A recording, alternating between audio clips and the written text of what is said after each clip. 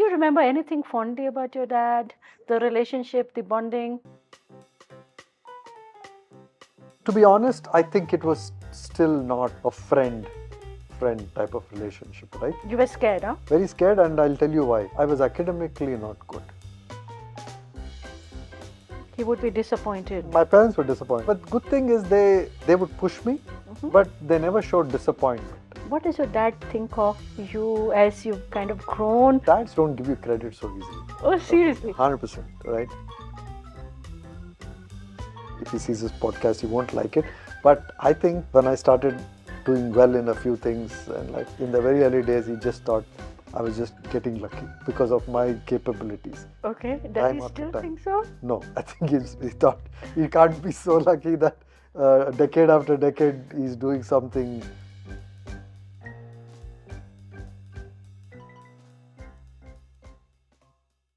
With me today is a man of many parts, a blue-blooded Bangalorean, a sharp investor, founding partner of Axel in India, a passionate philanthropist. But you know what? I would prefer to sort of introduce him as something else. Co-founder of Unboxing BLR Foundation, my co-author of Unboxing Bengaluru, the book, and also many a times co-host of our podcast, Code to Culture. You know what I was thinking earlier today? Today is exactly 3 years in 2021. I quit my job at Economic Times, exactly 3 years. And I told you that, Prashanth, I've quit and I want to give this book. Were we already 1 year. starting to talk about the book then? Yes, Right. but today was the day that I quit Economic Times, and I told you that I've quit. So that's when you really thought what I was saying was real, huh? Till then it was that. No, not that. In the sense, earlier I thought the book would be more like a side hustle. Side hustle. And the mainstay of it was a job at Economic Times, and then I quit. No, great. I mean, that was in everybody's life at different points in their career. There are these pivotal moments. I Yes, hope that was one. for you. absolutely, and I didn't think that this project would shape up the way it is. And I was just thinking that this will be a book, and then I'll go back to Delhi. And here I am, building Unboxing BLR with you. And a lot of credit goes to you, Prashanth, how you shaped it and how you made me feel so comfortable in your city. Credit goes to Bangalore. Well, as always, I think it's the city that kind of shapes these things where nothing is small here, Everything has to be big, everything has to, be impactful, get to scale. So hopefully unboxing is in that journey. And yeah, and Mali, I think it's in many of these situations, it's a question of timing, There's things that naturally fall into place. And you're like, hey, how did this happen? Because we were at the right place. And, there's people behind us, before us, who have, set the platforms in many cases, set the stage, so to speak. And it's up to us to really take advantage of it. And it just becomes very natural. So that's how, I mean, that organic element to how unboxing has shaped is what I would give a lot of credit to. And people around us who have told us, encouraged us every minute, right? Every step we took, that, hey, this is something the city needs. And, it's extremely, we should be extremely grateful, right, to a lot of people who unstintingly have given us that encouragement for the platform. So one of the things that I have learned, Prashanth, having worked with you, is the power to dream. That doesn't come easily. And power to dream and then figure ways to make it happen. And I saw that bit by bit, right? I mean, I remember the time when we were working on the book, and then I said we should do a documentary. And it didn't take you much to agree to that. I remember when I mentioned we should do a digital museum on this city. And you asked a question, I don't know if you remember or not, why digital, Malini? And I said, well, physical requires a heavy capex. And you said, no, we should think about it. We should make it happen. Uh, and as we know today, of course, it's in the works. In the works, yeah. Tell me, when you began this journey, Prashanth, what did you have on your mind? Did you think you'll be here? And No. how has it been? So tell No. me, tell No, us. a really, bit I about- think, it just was the book. Honestly, at that point in time, and to imagine that in 3 years, a book has become this is something that even I feel just from how something like this can snowball and accelerate has taken me also by surprise. But no, I just thought, let's do a book. And in fact, like you said, even the museum was not in the works at that point in time. Not this idea of a platform. No, nothing. It was just the book. And actually, the book, I'm just trying to see, when did I start thinking about the book? Maybe a year before that. So it's 2019? 2019. 2019, and I was discussing it with Pankaj, right, our common friend. Oh, yeah. Yeah. So, I was really toying with two dimensions to the book, right? So, the most natural thing to do, which is the startup aspect of the city, cover that journey that I've been through, and the city has been through in terms of startup. When I say startups, now we know it's from the Infosys as a startup to whatever we have till today. I thought that was a very apt thing to do, but I think things started morphing a bit, and a lot of credit is to what inputs I got from you when we spoke about the book, and we said it has to go beyond the digital and the startup and the entrepreneurial and the founder part of the city, and it needs to take a more holistic 360-degree perspective of the city, right? So that came from so really the idea of the book was there, but what really shaped the shape it took had a lot to do with the conversations we had started having in the 20, right? 90, Yeah. 90, right. But why a book? I mean, why were you so keen on a book like this, Prashanth? So I think there is this point when you have been through a lot and you have like a Rolling Stone accumulated a lot of history and knowledge over time, and you start to get a perspective on things, right? So especially being a Bangalorean, about the city was the most personal perspective that I was I started to get passionate about.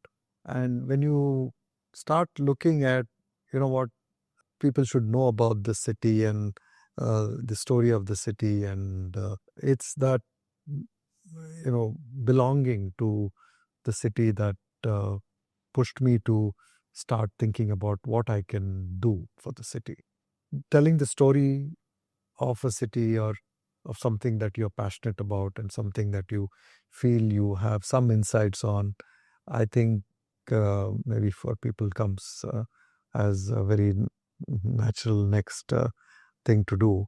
I guess I also started working on things related to the city from around 2015, Mm-hmm.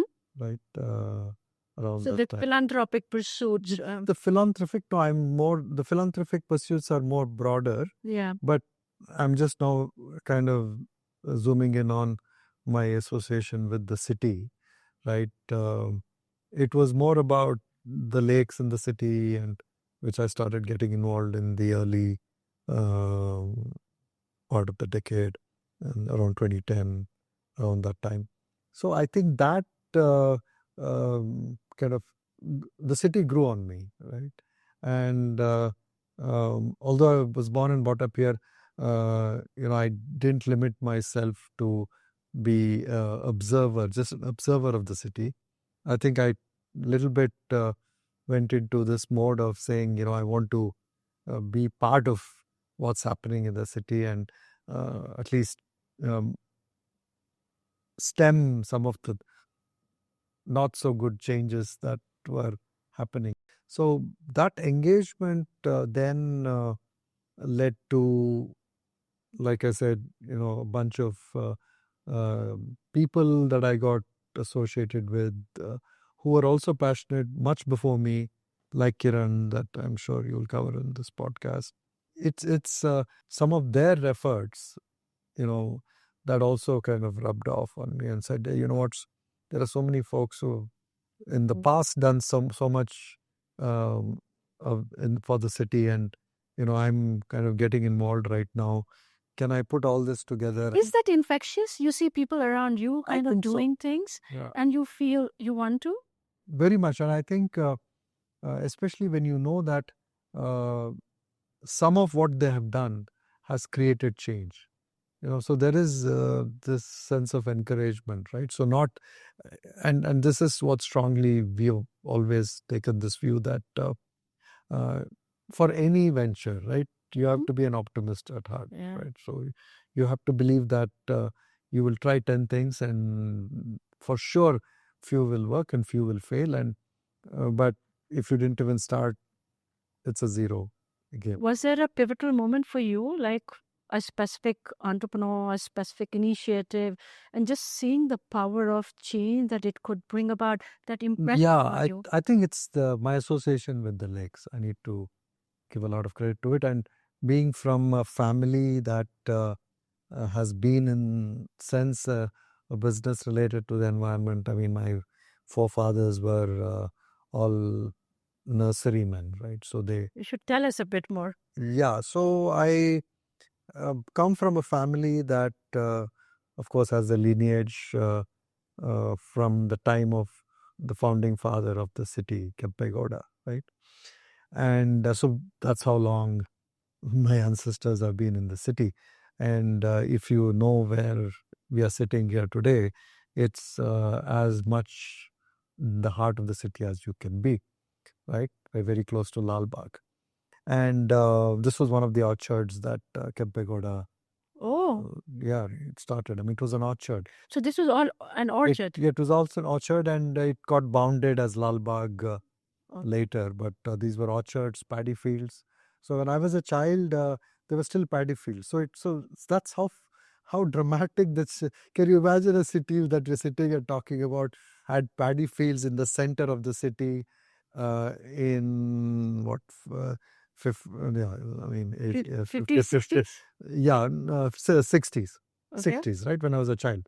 60s. So in the 60s, we actually had paddy fields, 5 minutes from where we are sitting here, right? Repeat more. Tell us more about the 50s and 60s. 50s and 60s, you would cycle everywhere. I would bicycle to school. My school was 3 kilometers from here, but I actually went to school in a cycle. Because there was no concept of traffic and cars in the city. But anyway, I think very close to where we are is where we also have the cantonment. So the center of the city, Bangalore, was very small. I mean, maybe 3, 4, 5 square kilometers, right? So you had the old city, and you have the cantonment, the MG Road, the Brigade Road. So our school was very. It was a Methodist missionary school. And I went to the Baldwins, and that school was started by the British because it was part of the cantonment as a way to. Interestingly, it was meant not only for children of the officers and other folks just in this city, but they would also get people from other parts of the British Empire to come and study. They had a boarding school where they had other British kids come from other their other colonies or whatever they had. But interestingly, most of our teachers and most of the staff, a good section of them were Anglo-Indians, Okay. people with some British ethnicity. So that's how the city was. So we still in those early days had a lot of that colonial legacy, and being so close to the heart of the city. What today, the Koshis world and Brigade Road, and that was pretty much all that the city was. So coming from the lineage of Kempegowda, so I'm presuming that you would have a privileged life. And what did privilege mean in that era, Prashanth? I guess we are privileged because we had land in Bangalore. Yes. I guess from that sense, the fact that my grandfather in the center of Bangalore, and I don't know if I've ever told you, but everybody has heard of Laval Road in Bangalore, Yes. or the locals call it Lavele Road. Nobody calls it Laval Road, right? So Lavele Road. So Lavele Road was where you had like these fields where people just did agriculture, and my forefathers actually had a good section of that Lavele Road. So in that sense, yeah, because we had all this land in central Bangalore, we were privileged. But interestingly, my grandfather got his daughters and my mother married to not people from very wealthy, rich families, but folks that he thought were, self-starters and came from middle-class families. So my dad was very middle-class. So although my mother came from this landed family, my dad was middle-class, and he was just a public sector employee, just a very simple employee at HMT, Hindustan Machine Tools, the watch factory and other things. And he later became, of course, a small-scale industrialist, started with a loan, a very small manufacturing unit. Had this very mixed view of things. While we had wealth in physical assets and so on, but we weren't, and from just my upbringing, we were pretty middle class. So I'm reflecting on it. You are a mixture of Kempegowda lineage, PSU, that this city stood for, entrepreneurial sort of purpose, that you are that person. And probably you encompass all these three things that has shaped the city, no? And also my family being in the business of plants and design, which brought in my passion for the environment. No, so I went down this rabbit hole because of your asking, what was that passion, right? Yeah. So I feel that there is some innate thing in me where I really like things around nature and plants, and it's in my DNA. So this was a nursery that your It was nursery. grandfather So had. there's an interesting backstory there. So the British would have this flower shows in Bangalore. It still happens. It still happens. Still like happens. that. So during it happens now during the Independence Day and Republic Day, but then they would just periodically have it. Yeah. Now it happens on these. This was pre-independence, Yeah. right? So they had these flower shows or competitions, and they would have different nurserymen actually grow for them, and they would then compete against each other on whose flowers and whose plants were more beautiful. And this was British competing. British competing, but they had outsourced it to us Indians, like always, like today. The grunt. So the grunt part to create these plants, but they would still help us because they would bring like new varieties of plants and so on. Of course, in those days only through ships, right? So they would bring them to Bangalore, and Bangalore has this climate which they thought, for them this was really Little England, New England, and that's why they everybody from Churchill to a lot of folks really thought that this city had a lot of what I mean, of course, stemming from the climate and you know, just the the great environment where anything to grow. So I think the nursery and the plant business, I think maybe took shape here for the British because they thought they could grow all these nice fancy exotic flowers and plants here in Bangalore. So that's that's what the family business was. Then we kind of I mean that then took my passion to this part that I thought was most representative of Bangalore, which is the trees, the lakes, and everything that makes the city so special and different from anybody else. And the gardens. Yeah. If you recall, Prashanth, as a young boy in this city, in your teen years, what was life like? What were the pursuits of a young boy in that city? Kind of things, and maybe fondest memory of that era, things you did to have fun, unwind, maybe, Yeah, I was not definitely a sports person in that sense, right? So my pursuits even in school were a bit geekish, right? So I was into gadgets and oh, that even back then, huh? back then in school. So I started in the very early days in the 5th or 6th grade. I don't remember right now, but I started toying with electronics, building a small transistor radio. It would be Building 60s, 70s. 70s, yes. So building building these electronic gadgets and putting together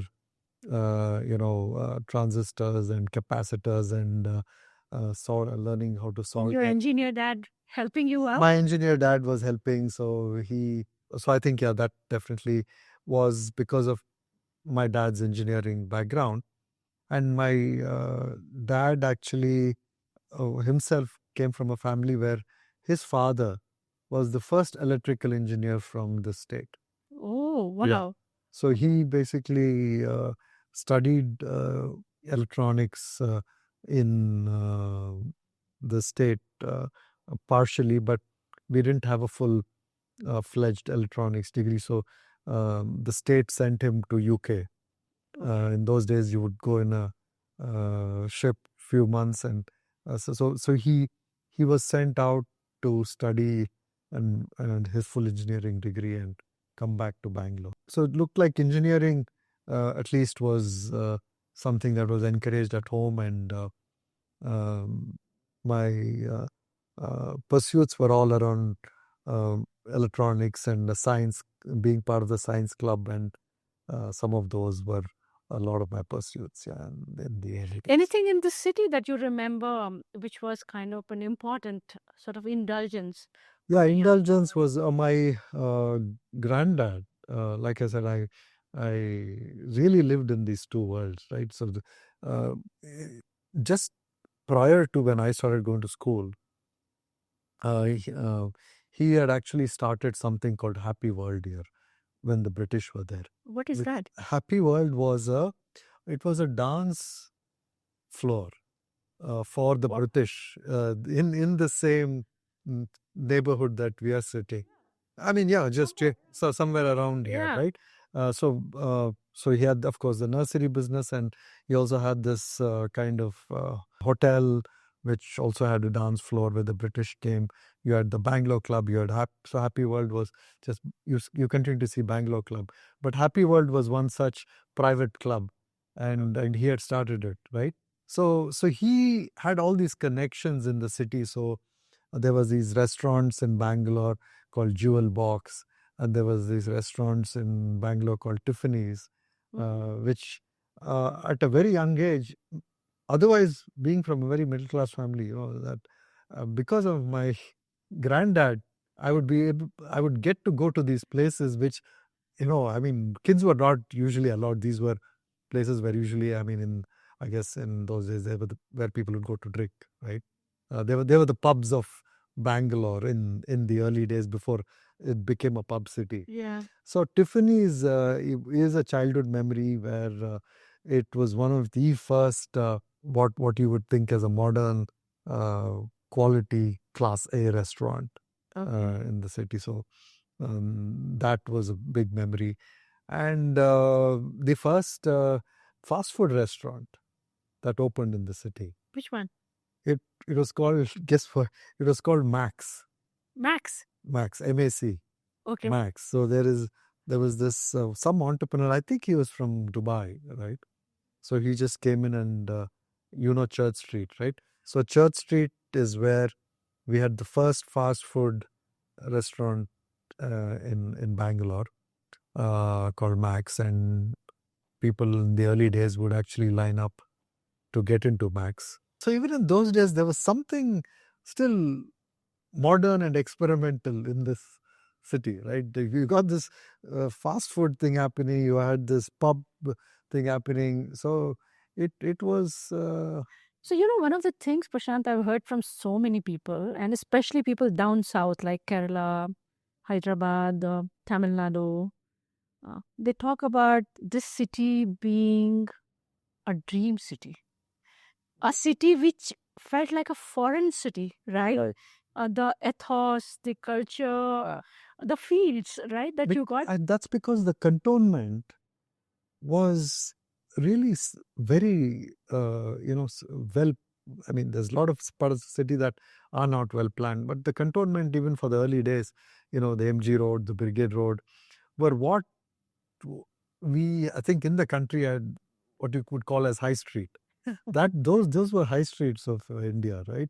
So, like you heard from many people, I mean, coming to Bangalore for them or going to a pub was unthinkable. I mean, where in India would you go to a pub, right? This idea of a pub, right? You have to go to London, right? If you couldn't go to London, then you could come to Bangalore to go to a pub. So no wonder Kingfisher came out of this city, Kingfisher right? came, yeah. So I think maybe that, actually, you're right. Maybe that's what made this the pub city also, right? So even in those days, looking back, there were people always trying to pioneer something in the city and try something new. One more thing I wanted to ask you. What were dreams about in that era in this city? What were young people dreaming about? I can't say that I had a sense of the entrepreneurial aspects of what was happening in the city, but it had that vibe of entrepreneurship. So what did you dream about? What did you aspire for? So you aspired for technology, right? So like I said, that in those early days it was about electronic gadgetry, and later just as I finished graduating from my pre-university at St. Joseph's, I got access to the first personal computer.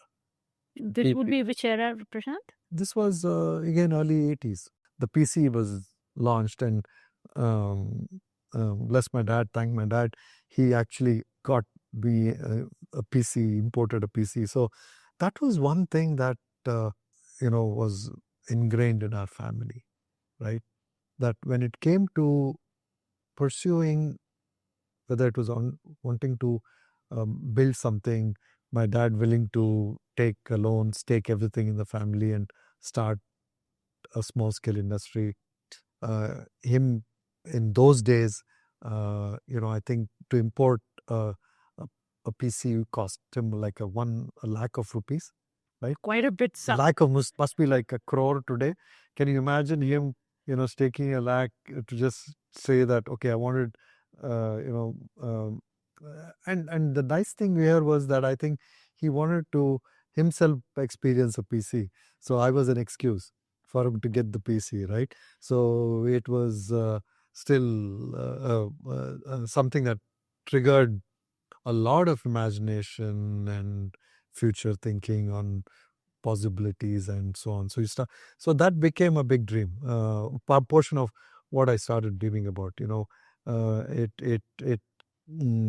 just became such a fascination of what is possible with that.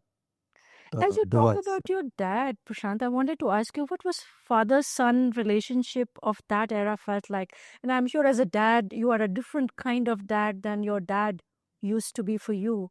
Do you remember anything fondly about your dad? The relationship, the bonding? To be honest, I think it was still not a friend type of relationship, right? You were scared, huh? Scared, very scared, and I'll tell you why.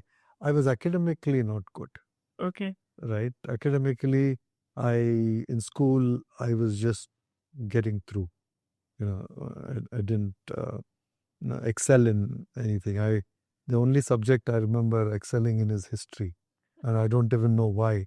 I would always get like the top marks in class in history, Okay. right? But other than that, maths and science and these were never my forte. He would be disappointed. My parents were disappointed. I think they were. I mean, but good thing is they would push me, but they never showed disappointment. Okay. So which I am very grateful for even today, right? They never said, "Oh, you know what, you disappointed us," or you. They just said that, "Hey, you can do better, right? Why are you slacking off so much? Why shouldn't you be kind of focused more on academics?" And I just could not apply myself. It just did not interest me. And the only thing that interested me was building these gadgets and being part of these extracurricular activities related to where I was building something. So that was the only thing that kept my interest in school. Why don't we close the circle on this and ask you, what does your dad think of you as you've kind of grown, the kind of impact you've had? And tell us a bit. Yeah, dads don't give you credit so easily. Oh, seriously. 100%, right? So they really are very Miser. very, very miserly. Thank you. In terms of how they want to dish out compliments or dish out thing, and I know if he sees this podcast, he won't like it. But I think when I started doing well in a few things, and like I think he didn't believe it was because of my capabilities. I think in the very early days, he just thought I was just getting lucky. Okay. Does he still think so? No. So that I would say I think he came to a point where I think he thought he can't be so lucky that decade after decade he's doing something right. Because he would tell people, Prashanth seems to be in the right place at the right time. I think that's what is giving him success. He never said I was doing anything myself too. By work was not what he thought got me success, but because of where I was. So, but anyway, I would say he was my mentor. I mean, he was a mentor in what he did, and he was a mentor in how he influenced me, and he was a mentor in terms of how he enabled me, right? In all these ways, he was a mentor. And my mom also was, constantly protecting me from strictness of my dad or the very very strict things that he would want to enforce. So my mom was a little bit of my soft support in that case. As a mama's boy. From that. Mama's boy, yeah. Mama's boy, but heavily leaned upon my dad for anything that came to my professional life and what shaped me. And this is the house where you grew up. You were born. This is the house I grew up, and just before what this house was where my dad's industry was. The startup was. The startup was here. That building got taken down, and we built this home. But that's so I remember as a kid, staying up till 10 in the industry here with my dad. So I would actually accompany him because he was an entrepreneur while he worked in the PSU. Oh, wow. So while he worked in the PSU, he started this small scale industry. And of course, later he quit that and scaled this up. But I remember myself as a 5-year-old or a 6-year-old, going with him in the nights because he would come back from the factory and Do double shift. to double shift, right? To do this startup. What was it like to build a startup and be an entrepreneur in that era? I'm presuming it's 70s, so right? it was 70s. It was 70s when he started. I don't know. I mean, I think no venture funding for sure. You had to depend on the banks, and you needed I guess some steady salary because. But I do remember that he got some seed funding from my granddad.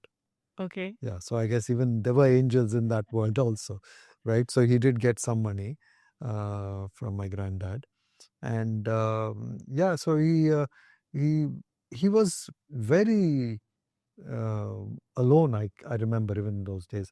So none of his peers, or there was no ecosystem. So I still remember he had just like one among the many people that he knew and his network. There was only one other person who had ventured out to be an entrepreneur, was doing something.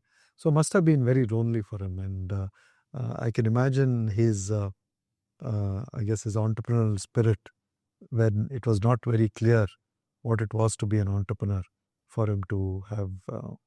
It's such a dramatically different world we are living in, where Yes. the startup tech is such a aspirational, Yeah. glamorous And world. today it's like you can't cross 10 feet in Koramangala without bumping into a Yeah. startup founder. Yeah. The fact that you still are living out of this place, right?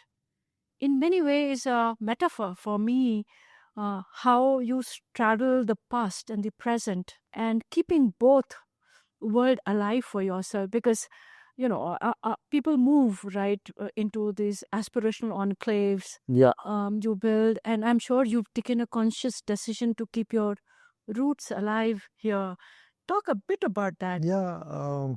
We were part of this enclave. So this is an enclave, our enclave, the family enclave. So you kind of really have a piece of old Bangalore here in that sense, right? You're so close to Lal Bagh. So for for people who have lived in the city, South Bangalore is real Bangalore. Whitefield, Sapapur, Koramangala, they're all not Bangalore. Koramangala, of course, was a mosquito swamp, right? So if you really relate to the city and want to feel like you're in Bangalore, and which for me was very important. I think just the familiarity of this place and having that belonging to the city was something that I didn't want to trade for anything. So, yes, could it have been more sprawling and spacious to be in an enclave in one of these gated communities? Yes, but because if you see the surroundings here, it's very middle class, right? And there's an old world charm still. There's just a little bit of that old world charm, and that endeared me to stay back here. And growing up, my kids say that's what they really. By the way, they used to call this place the compound. The compound. Yeah. The entire layout, right? No, because it was the walled thing, so they call it the compound. So they say that they won't trade this for anything, because at one point in time there were 7 cousins who all kind of played around here, and this very large place, right? So so there was that growing up for my kids that I thought was very special, and so it was me, and what I saw was beneficial and useful for my kids when I moved back from the US. You know what you're telling me? It's something dilemma that I've heard from so many Bangaloreans, right? Like they want to hold on to the past, right? Their roots, and in a rapidly changing, growing, transforming city, they are realizing things are slipping away. The city is changing so rapidly, they can't hold on to the trees, the lakes, the everything around them. Bit by bit, it's changing. Do you feel that? How do you feel about it? Yes, you do feel that, but I think as a person, I adapt. I don't necessarily, worry too much about things that I don't control, right? So maybe these thoughts are momentary and not, they don't kind of linger, and I kind of move on and say, what is still there and is what I have, and the rest is gone, it's gone.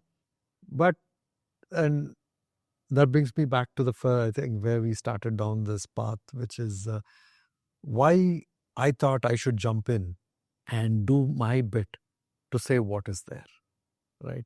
So, and I think that's a little bit of the approach I've taken to life, right? So, what you can't control, don't worry too much about it. What you see as possibilities to influence what is there or what can become of something, jump into it. And a lot of people, when you start doing some of these things, they will say, it's, don't waste your time. So you got to look beyond some of that and jump into it and do your bit. So I like to see myself as a person who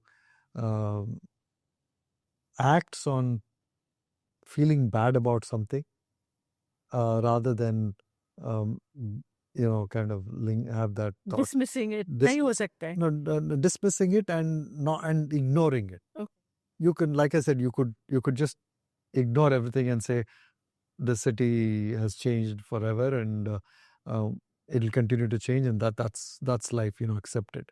I don't think in my mind that's also something that I would take a path of, right? So if there is a part of the city that can be in some sense saved or is the heritage preserved, I think there is value in that, and I would do my bit to kind of influence that and actively try to change that degradation rather than talk let it a slip. bit about, Prashanth, the range of things that you've gotten involved in. Right from everything, I see a variety of it. I mean, just focusing on Bangalore, right? The lakes were, like I mentioned, the first thing that I really got involved with. And that's when I started getting a sense for communities in the city, right? Because I saw them as a great vehicle to protect these lakes and this whole power of communities and what they can do as stakeholders when you try to preserve any asset and any legacy. I think was a big learning for me, right? So, and I think that's the interesting part about being active when and participating in some of this. That when I got into working on lakes as part of United Way, I did not think that would lead me to understand what communities are there in Bangalore and how communities could be a big. Do you want to elaborate a little example or maybe? Yeah, the example is like, if we take any lake, for example, right? What is the most natural use of the lake? It is for an early morning walk. Yeah. And what we realized is that lakes where you had a walking path and you had some basic infra for people to take their morning walk created a sense of ownership. And so what we started doing is, to save these lakes, we started actually creating these lake societies, Okay. communities, Okay. right? So we thought, so and that also has been a maybe a little bit of a learning from my tech world and the other startup world, is to create a system, right, where you can actually build something and then get out of it, right, and not forever be part of the grind. So this whole idea of creating a mechanism to save the lake and to protect the lake over time through these lake societies or lake communities was something that I learned a lot from. That you need to create systemic changes. Just philanthropy or just CSR or just throwing money at something and cleaning the lake one day is not. You come back in a year, it's going to be back to square one. But if you have a community that you can enable as stakeholders and be part of protecting that lake, you have found a solution forever. So that and many other such things that I got involved in Bangalore, got me to this point where urban change or urban creating urban assets and You want to spell them out a little? Yeah. So one of the other big problem in any city is the canals that go through the city, right? In every city, there is this stench. The Rajakaluves you were talking The Rajakaluves, and one of the oldest ones, the K100, goes through about 100 meters from where we are sitting, right? So even as a child, I would kind of see it, and it never used to stink, right? There was that stench was not there, but I started realizing that after coming back from the US and the new Bangalore that I came to, all these Rajakalves had become sewers, basically carrying sewage. They were supposed to be just stormwater drains to carry rainwater, but now there was a mix of rainwater and sewage, and that's how you have this stench in the middle of cities where you have these canals. And of course, we have seen what Singapore has done with its canals, and Amsterdam and some of these places. I mean, these canals actually become prized real estate because they're great places to live next to. And here we have in India these canals where we just want to stay. If you had a house next to the canal, its value would be diminished significantly, right? So I at that point ideated with a friend I knew from my entrepreneurial days in Bangalore, called Naresh. Naresh Narasimhan is an architect. A lot of the buildings. We've had a great podcast episode with Naresh. So you said you will hear a lot. Yeah. So he will talk about this, but so I will not go very deep into it. But I at that point in time took it to the chief minister in the state. There's another dimension which we didn't talk about too much. Being from a very old family in Bangalore, there are people in your family who would have gone into politics, and you start getting some connects and leverage from that. I was not using that leverage for becoming a government contractor but I thought I should use that leverage to actually see if I can make some of these big visionary shifts, and you needed somebody to buy into that vision that we can actually transform these Rajakalves to be canals like in other places. So Naresh will go into a lot of detail, but to cut a long story short, we took it to the chief minister, and Mr. Yediyurappa was the chief minister at that point in time, and he got it, and Vandita Sharma, who was the development commissioner at that point in time, and later the chief secretary of the state, was immediately got the idea and got supportive, and now this has become a big World Bank supported initiative to transform all the Rajkalves, right? So, and that brings me to this other thought that while you look at something systemic, you need a prototype. You need a what I call as a 0 to 1 or a proof of concept or a product market fit from our world. So you need to do one at some small scale, and because at that small scale, and you need to sometimes bring in philanthropic money to prove that concept at that small scale. If it works, then the government will put in more money, the World Bank, and there are other folks who will come in and whole multilateral organizations will come and invest. Everybody wants, say, urban centers and urban cities to get better and be more livable, but they don't find enough ideas in where to invest money in these cities. So why don't we dive a bit into Unboxing BLR Foundation? It's, I guess, an important initiative, bringing together a whole lot of things that you want for the city. Would be great for you to sort of articulate for us what is Unboxing BLR Foundation. Yeah. So while I was doing these experiments in the city, or my own projects in the city, I realized that, and I think this happens everywhere, everybody is siloed. Nobody works with anybody. And that to me struck as, it shouldn't be that way, right? I mean, I would go talk to a person X and say, you know what, for this project, wouldn't it be great if we got the expertise of this other person, right? He's an expert in that. Why shouldn't we utilize that person? I said, no. And please don't talk about that person. I can't work with that person.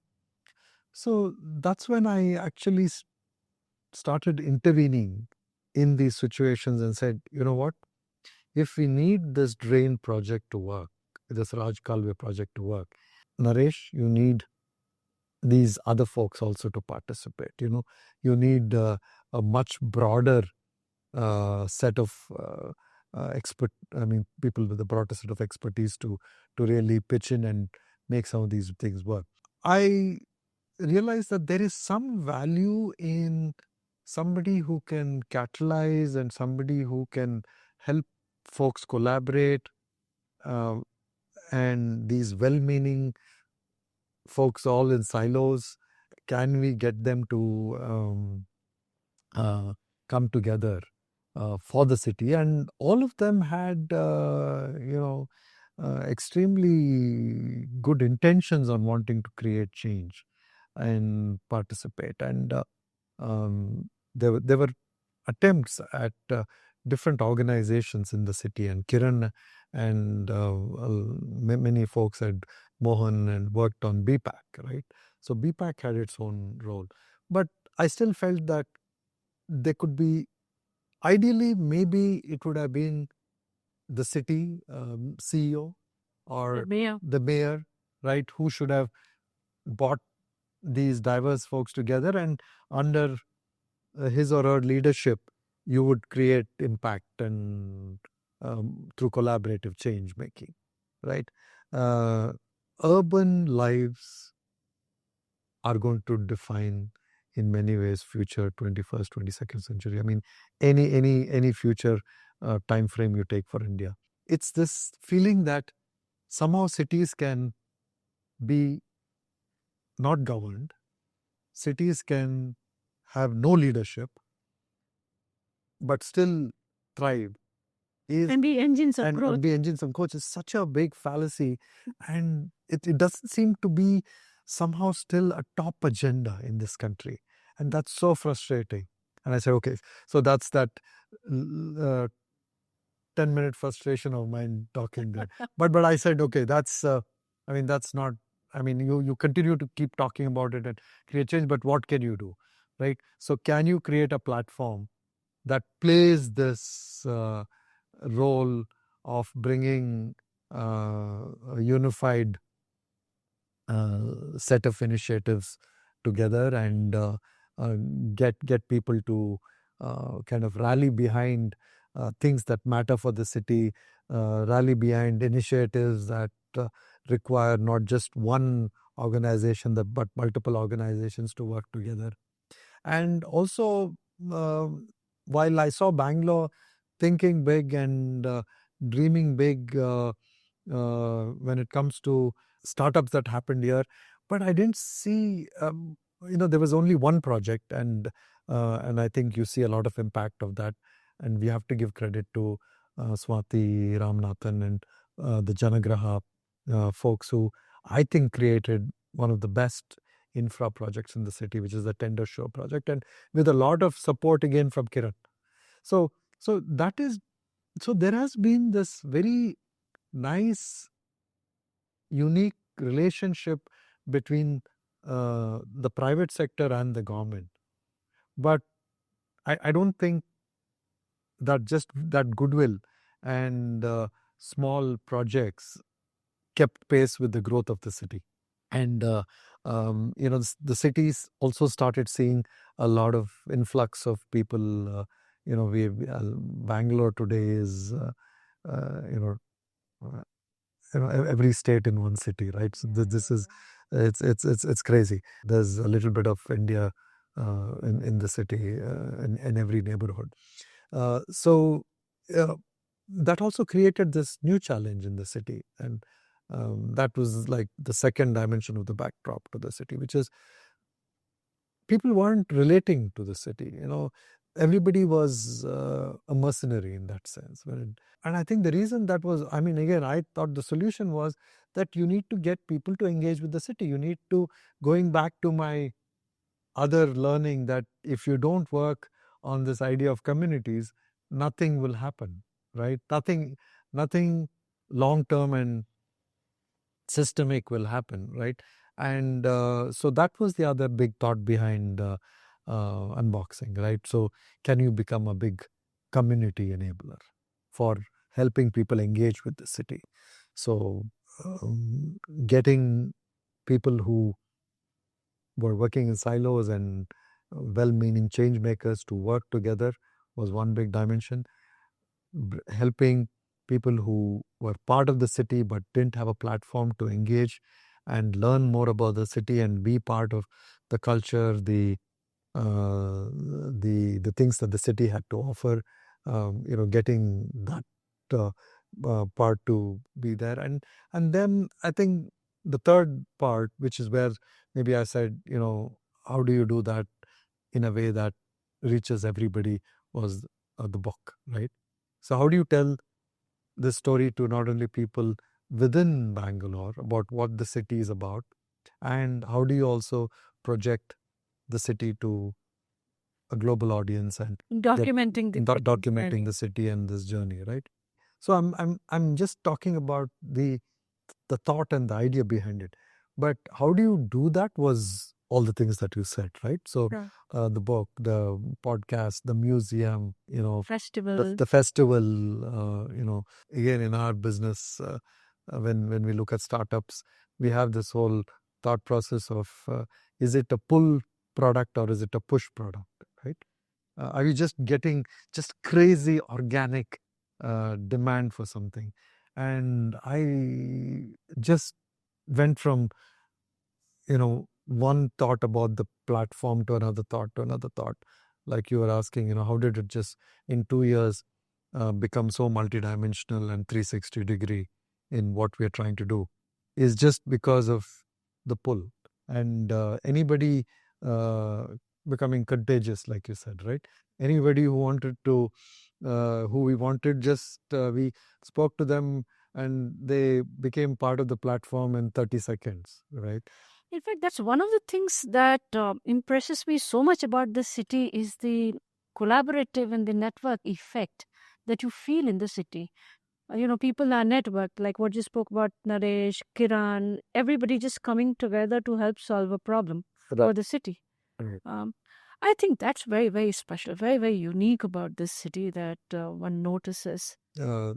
Baton, so to speak, it keeps getting passed on to different more and more people, and it's interesting that there are new Ravichandar, and there are many other folks who constantly are stepping up, moving from their full-time roles in the corporate world, getting more engaged with the city. So both trends that I've seen, which I'm sure is there in other cities too.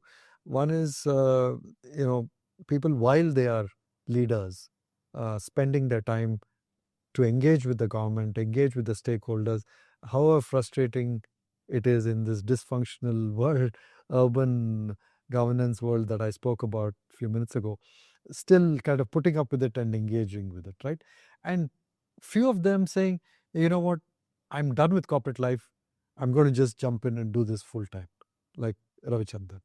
Why So do you think? Do you have a theory? Do you have a premise why it happens? Why are people doing this? Is it somebody called it competitive philanthropy, right? And in a nice way, right? As you said, somebody's doing it and you feel, okay, it's infectious. I want to do it too. yeah, so there is another word I use, which is bold philanthropy.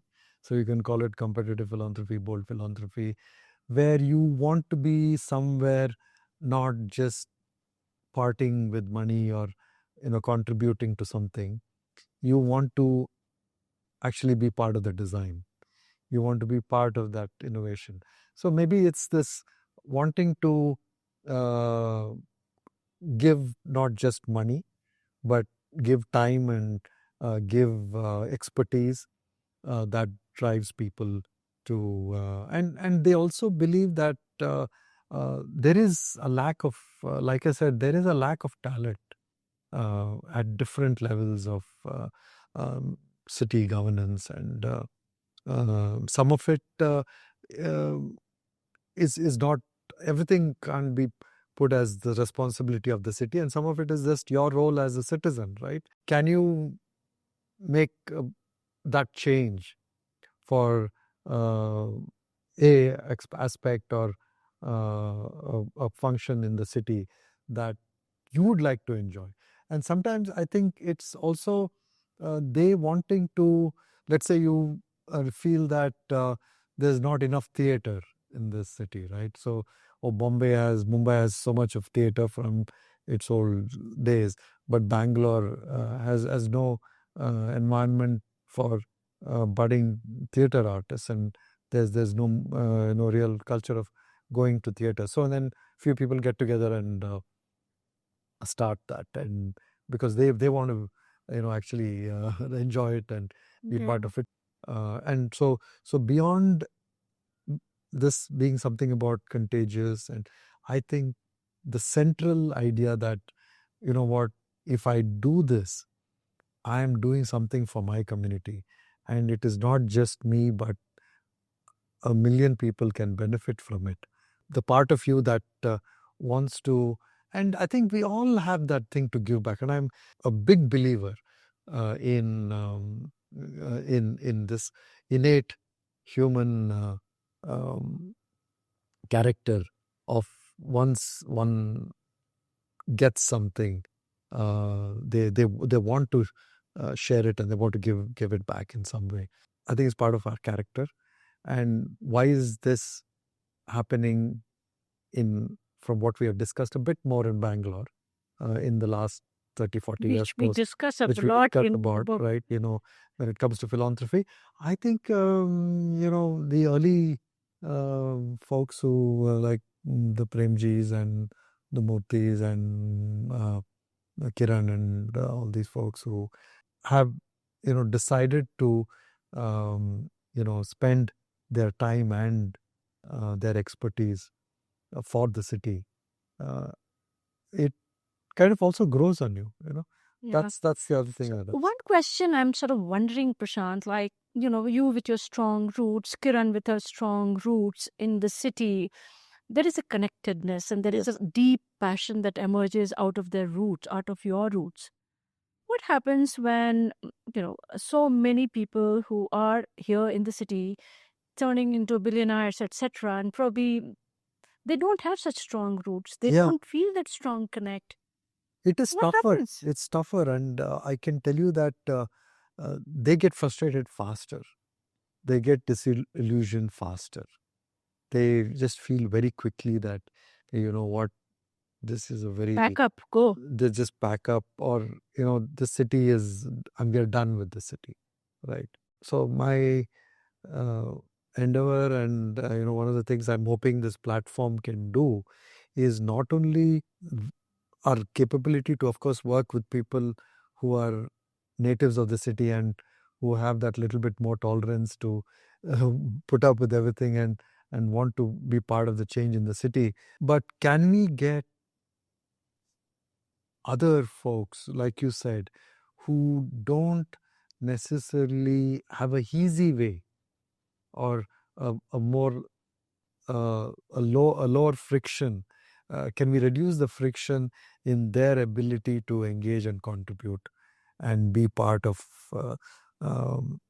initiatives that would make Bangalore a better place, that would make uh, the livability in the city better. So I would say that you will. I'm very confident that, and we have already starting to see that many participants in our platform today are not people who are from the city. Case in point, somebody sitting next to me here, right? So, so I'm hoping that when and this is something I, of course, learned from people like Nandan. You this whole platform thinking. It's what he has done in UPI and Aadhaar is Digital public infrastructure. public infrastructure is a good example of what platform thinking can do for an entire country. So it is very similar that I'm inspired by a few things where I feel that once you have this bigger platform idea, and it's like the bigger the canvas, I think the more people that you get to participate in. You are able to manage such diverse, disparate, if I could say, stakeholders and rally them, irrespective of the party, irrespective of where they are coming from. What is it you've learned about rallying people around? And no matter how dissonant they would be, are there 2-3 things that you've learned about how to reconcile the differences and bring them together and rally them? A very early learning there for me was that you have to be behind the scenes and not always. You mean not taking credit? You cannot, feel that, because you are part of something, that if your fair share of credit didn't, for some reason, and it happens all the time, and that's the other disillusionment that I've seen with a lot of well-meaning folks who get involved with projects. They just feel that things get hijacked and it becomes somebody else's baby. And in the government, you're constantly told that as a person from civil society, your ideas are welcome, but after some time they become the IP, it's property of the government, right? So you cannot expect credit for something that you've initiated all the time. And I kind of keep reinforcing this myself when I feel that. And I know for us as well. I mean, we've seen that also. Yeah. And I try to a little bit influence other people on this, that, hey, you know what, this is for the city. This is not for you, not for me. Let's forget about, measuring what we will ever get out of it, or what credit is, whether you get your fair share of credit.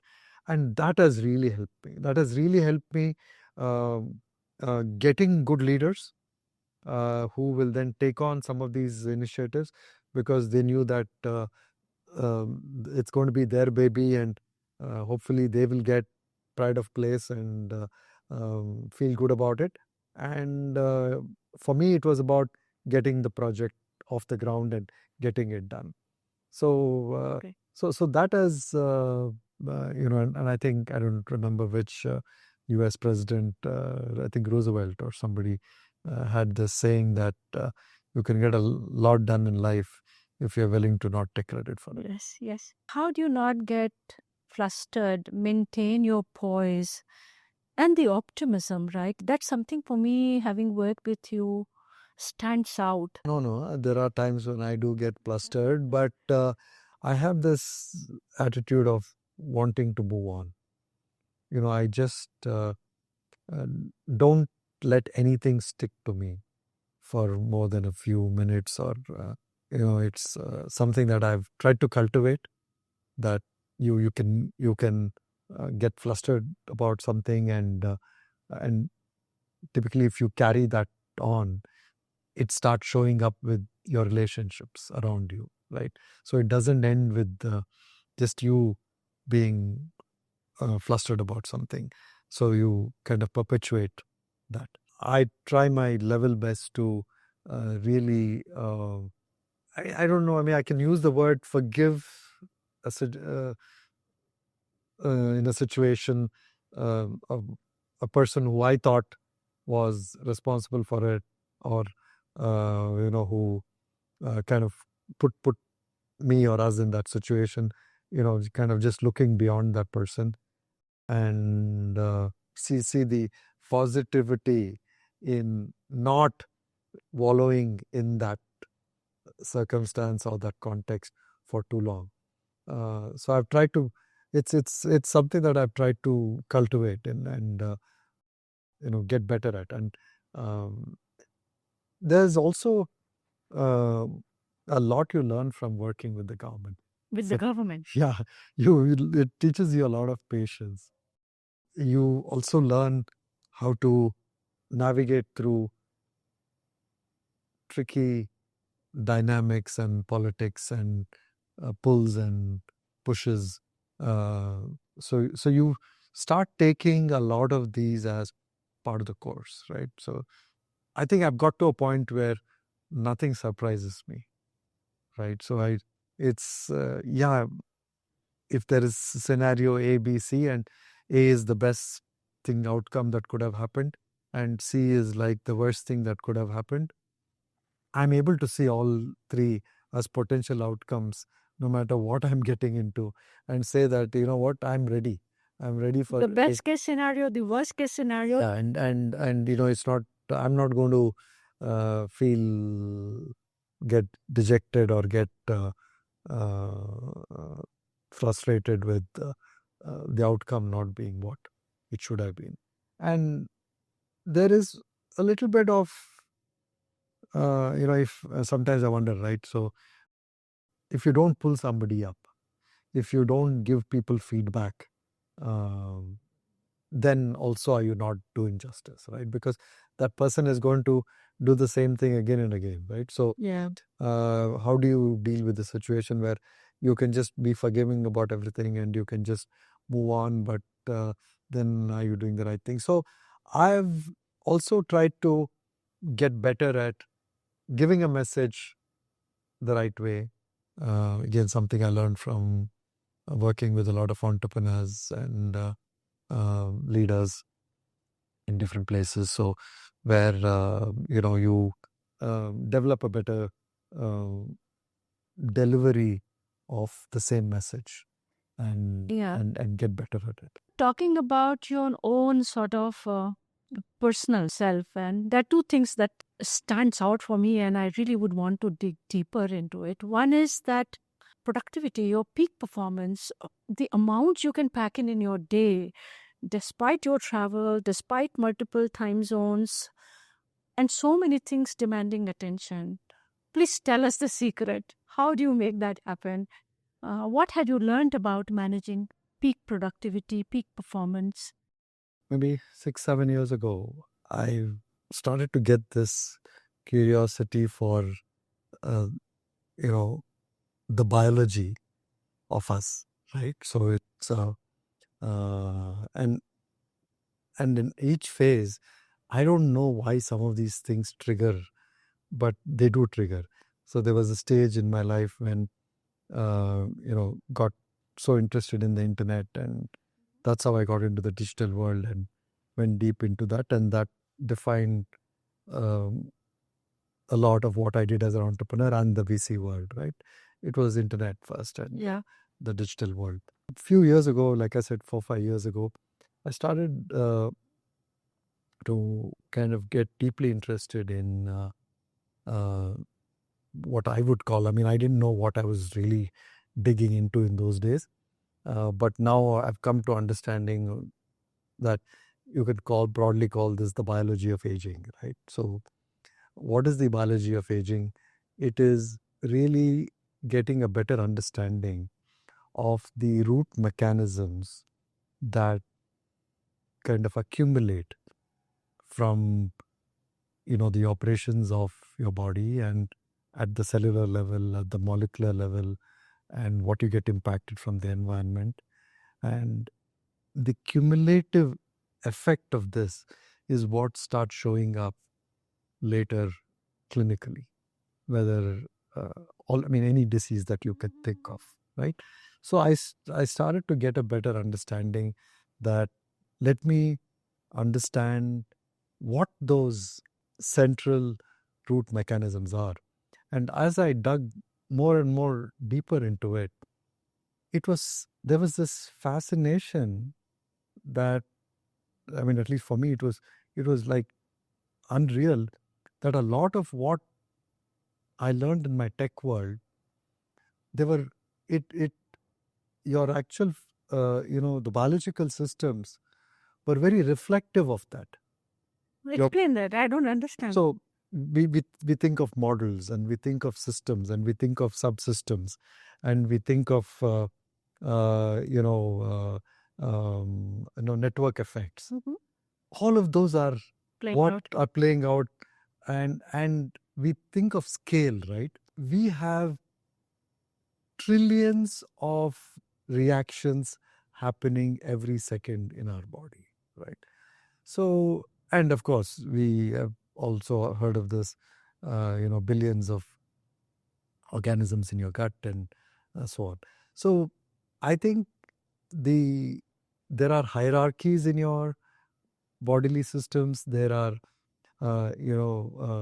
pathways that, a change in one part of the subsystem has a significant change in another part of the subsystem. There are dependencies. There are redundancies. We have been built to survive because of a lot of redundancies that are there in our body. So all of this kind of gave me a better appreciation, and I just thought that this is a space that and then AI happens, and I'm trying to understand what can be a more complex system in this world where AI can find its ultimate application. It has to be our health. It has to be our body, right? So for me, kind of this whole thing kind of came together to say, if there is something where I have to influence my 60s and 70s and 80s, I need to understand what's happening in my 40s and 50s, right? My 40s are done. So in my 50s, can I get a better understanding of what I need to measure, what I need to prioritize, and what I need to change, right, to increase this disconnect, or bring in this disconnect between chronology and biology, right? So if I have to ensure that it's not a linear path to degrading myself to one or more of these clinical outcomes, right, then I need to upstream make certain changes. And these changes are usually, everybody will tell you, they are very simple. They'll tell you it's about muscle, it's about flexibility, it's about nutrition, it's about sleep, blah, blah, blah, right? But I think, and this broadly has been understood as preventive health. But I believe that sometimes, you need a big buzzword, or you need a big shift in how people think. And that's what longevity and this new thinking on aging is about. So if you ask me, you will, within the next 10-15 years, have a lot of doctors who will not be treating sick people, but who will be treating healthy people, because that's where the money will be. Yeah. Right? If you can ensure that your health span, as in the period of your life where you can live a bit more healthy and disease free, if somebody says they can actually materially impact that, Mhm. right? Wouldn't you be part of that system, right?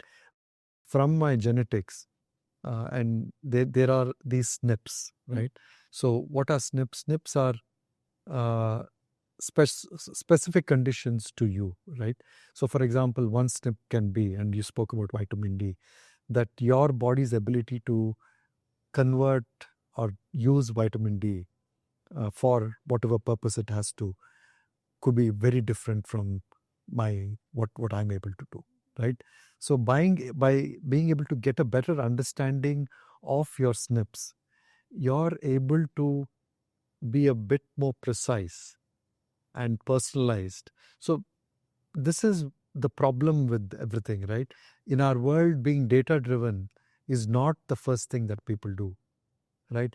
People like to get influenced by what somebody just says, what they hear on social media, right?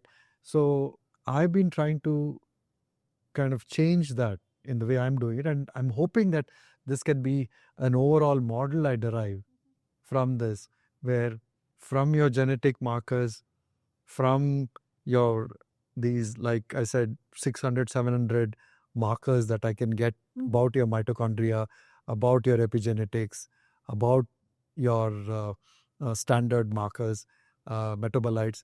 From all of this, will I be, and your current lifestyle limitations or the reality of what you can do and cannot do, can we get to a stage where, based on what data there is on what interventions work and what interventions don't work, Sure.